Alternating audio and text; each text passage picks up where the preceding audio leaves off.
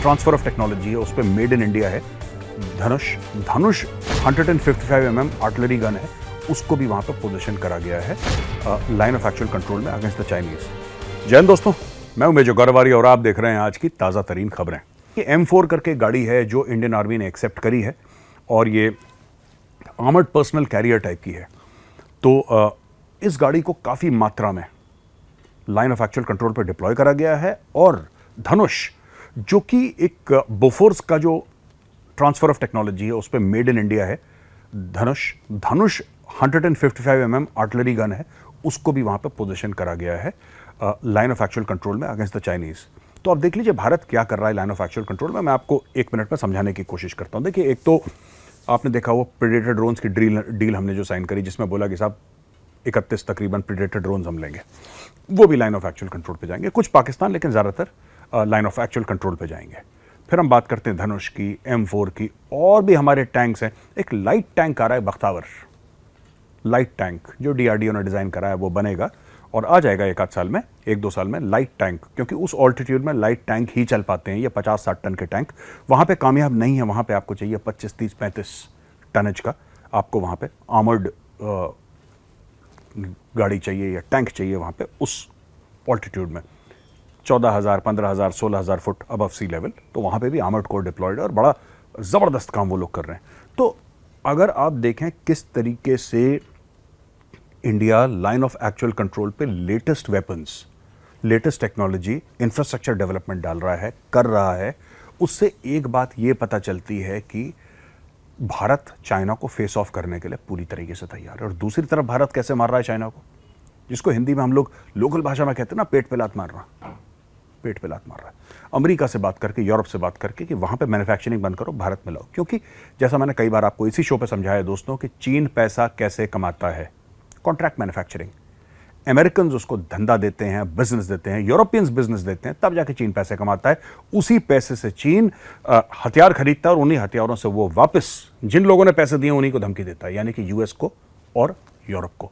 तो भारत ने बोला ये सब बंद करिए, डीकपल करिए चाइनीज इकोनॉमी के साथ और हमें वो बिजनेस दीजिए, हम आपके दोस्त हैं। मोदी जी जो गए थे ना दोस्तों अभी US, मैं तो कई बार ही कह चुका हूं, लोग इसके बारे में डिस्कस नहीं कर रहे, लेकिन मैं आपको बता रहा हूं मोदी जी का जाने का मकसद, जो US गए थे, प्रेसिडेंट से मिले, कांग्रेस को उन्होंने संबोधन वहां पे करा, सब कुछ करा, उसका मेन मकसद यही था, make in India, decouple from China. उसका मेन फोकस मोदी जी का वही था और वही हो रहा है। सुर्खियों में है, एक औरत आती है पाकिस्तान से, दुबई जाती है, दुबई से नेपाल, नेपाल से भारत, 4 बच्चों के साथ। आपने स्टोरी सुन रखी है, तो स्टोरी में कुछ नया नहीं है जो मैं आपको आज बताने वाला हूं, लेकिन चिंता का विषय है। अगर वो औरत अपने 4 बच्चों के साथ भारत में आ सकती है, और वो पकड़ी नहीं गई थी, जिस इंसान से, जिस शख्स से वो मिलने आई थी, उसने वकील के सामने गलती से अपना मुंह खोल दिया और जब उसने अपने डॉक्यूमेंटेशन दिखाई तो पता लगा वो पाकिस्तानी है। फिर उसने पुलिस को बताया, जिसको भी बताया, फिर वहां से कहानी इनकी शुरू होती है। तो लोग बड़ा कह रहे हैं साहब वीर ज़ारा की कहानी है और गदर फिल्म की कहानी है। ये सब बातें सोशल मीडिया और मेन स्ट्रीम मीडिया में कही जा रही हैं। मुझे लगता है कि थोड़ा सा इसको सीरियसली लेना चाहिए। अगर वो औरत और 4 बच्चे आ सकते हैं अनडिटेक्टेड भारत के अंदर, तो दोस्तों एक बात सोचिए, हजारों पाकिस्तानी भी आ सकते हैं। क्या करना है, दुबई से नेपाल फ्लाइट लेनी है, नेपाल आप पहुंच गए। नेपाल तो एक अलग कंट्री है, अलग देश है, अलग मुल्क है। नेपाल से आप पैदल चल के आ जाएं भारत, आप साइकिल से आ जाएं, मोटरसाइकिल से आ जाएं, कौन पूछ रहा है आपको। तो ये देखने की बात है कि कितने लोग ऐसे पाकिस्तानी नेपाल के रास्ते भारत में आ चुके हैं। क्योंकि नेपाल से आना जाना, मैं खुद गया हूं नेपाल, मैं पशुपतिनाथ जी के दर्शन करने गया था। और अगर आप भारतीय हैं, इंडियन हैं, तो आपको वहां पे कोई नहीं पूछता, आप आओ जाओ आपकी मर्जी। और सिमिलरली भारत में अगर आप नेपाली हैं, आपको कोई नहीं पूछता, आप आ जाओ आपकी मर्जी। तो ये आओ जाओ आपकी मर्जी, कोई नहीं पूछता, ये कितना बड़ा नेशनल सिक्योरिटी थ्रेट है भारत के लिए, जरा 2-4 मिनट उसके ऊपर दोस्तों आज बात कर लेते हैं। कुछ ना कुछ हमें ऐसी मैकेनिज्म निकालनी पड़ेगी कि हम स्क्रीन करें लोगों को, क्योंकि दुश्मन इसका फायदा उठाएगा और हमारे पास रोकने का आज की तारीख में शायद कोई ऐसा पुख्ता प्रोग्राम नहीं है। और जब से मैंने कहानी सुनी है ना इसकी, ये लेडी आई अपने 4 बच्चों के साथ PUBG के ऊपर, उन्हें प्रेम हो गया किसी के साथ और वो इंडिया आ गई, तब से मेरा दिमाग घूम रहा है कि अगर ये 4 बच्चों के साथ आ सकती है तो ऐसे 4 लोग और भी आ सकते हैं, 15 लोग और भी आ सकते हैं। और कौन आ रहा है किसको क्या पता। तो मुझे ऐसा लगता है कि भारत और नेपाल मिलके एक ऐसी मैकेनिज्म बनाए जहां पे कम से कम चेक करा जाए कि कौन आ रहा है। मैं ये नहीं कह रहा कि नेपाल से जो आ रहा है उसको वीज़ा नहीं, नेपाल के हमारे जो रिश्ते हैं ना वो बहुत पुराने हैं, मतलब इतने पुराने हैं कि कहते हैं कि प्री हिस्टोरिक हमारे रिलेशंस हैं, जब से वो इतिहास, फॉर्मल इतिहास नहीं लिखा गया उसके पहले। और जिस रीजन से सीता माँ भी आती हैं वो भी नेपाल में है। लेकिन दोस्तों बात यह है कि वहाँ से आज की तारीख में कौन कौन यहाँ पे घुस रहा है। आपको पता है कि बांग्लादेश से यहाँ पे घुसपैठ होती है भारत में, एक आपका नेपाल से घुसपैठ होती है, राइट।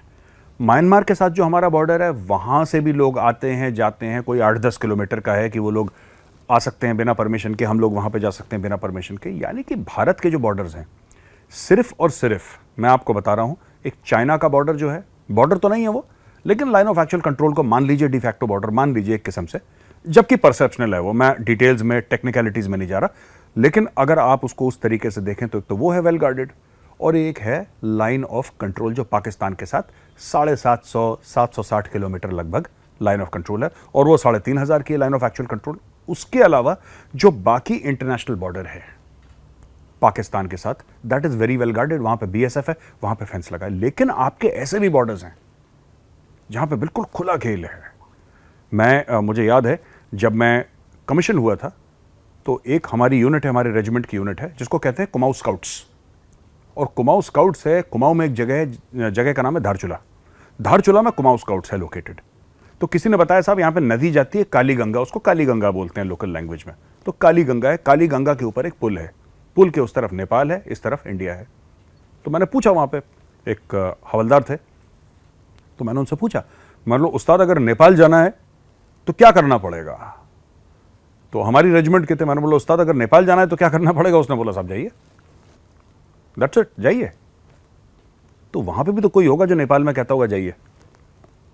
तो नेपाल के लोग हमारे दोस्त हैं, वो हमारे भाई बहन हैं, लेकिन हमें ये देखना है कि नेपाल का रास्ता किस तरीके से इस्तेमाल हो रहा है भारत के खिलाफ। अगर ये आ सकती है 4 बच्चों को लेके, तो ऐसे हजारों लोग और भी आ सकते हैं। क्योंकि लोग ऐसे ना, यूपी में आप देख लीजिए, बिहार में देख लीजिए, जहां से भी नेपाल का बॉर्डर बनता है, कुमाऊं की तो बात मैंने आपको बता दी, वो कुमाऊं क्षेत्र में पड़ता है धारचूला। लेकिन आप देखिए बिहार में, उत्तर प्रदेश में खुला बॉर्डर है, लोग जाते हैं शॉपिंग करके नेपाल आते हैं, नेपाली इंडिया में आते हैं शॉपिंग करके चले जाते हैं। लोग कहते हैं चलो यार चाय पीने चलते हैं, गए बाइक में चाय पीने नेपाल। इस तरीके की चीज़ें हैं वहाँ पे कोई नहीं पूछता, बिल्कुल खुला है। तो ये हमें देखना है कि वहाँ पे कोई ऐसा सेटअप बने, and this is a national security red flag. इसके बारे में हमें सोचना पड़ेगा। तो दोस्तों आई होप आपको आज का वीडियो पसंद आया होगा। अगर पसंद आया ना तो एक बार लाइक का बटन जरूर दबाइएगा। मैं फिर कल आऊंगा एक नए वीडियो के साथ, तब तक के लिए जय हिंद।